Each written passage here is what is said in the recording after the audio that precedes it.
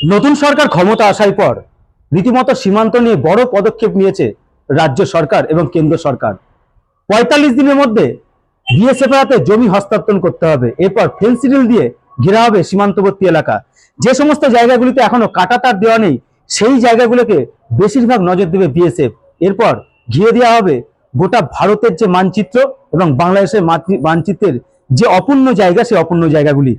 দেখুন, বিজেপি সরকার আজকে গঠন হয়েছে, কিন্তু আমরা যে সংকল্পপত্রের মধ্যে দিয়ে নির্বাচনটা করেছি, সেই সংকল্পপত্রের আমাদের প্রথম ইস্যুই ছিল যে এই যে চোরাচালান, অবৈধ চোরাচালান এবং যে অবৈধ অনুপ্রবেশ, এই অবৈধ অনুপ্রবেশ এবং চোরাচালান রুখতে আমাদের ফেন্সিংয়ের কাজটা সম্পূর্ণ করতে হবে।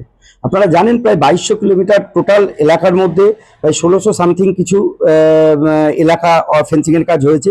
এখনো প্রায় ৫৬৯ কিলোমিটার যে জায়গা, সেই জায়গাটা কিন্তু ফেন্সিংয়ের কাজ পড়ে রয়েছে, বাকি পড়ে রয়েছে। শুধুমাত্র এই যে তৃণমূল সরকার ছিল এতদিন, তারা এই জমি নীতির জন্য এবং জমি না দেওয়ার কারণে, তার কারণ এইখানে একটা বড় ধরনের আর্থিক কেলেঙ্কারি, দুর্নীতি এবং তার সাথে অবৈধ অনুপ্রবেশকারীদের প্রবেশ এবং তার সাথে সাথে চোরাচালান কারবার, এইটা একটা বড় টাকা আমদানির জায়গা ছিল এই মানে বিগত সরকারের ক্ষেত্রে। নদিয়া থেকে মাধব দেবনাথ, বাংলা জাগো। দেখতে থাকুন বাংলা জাগো।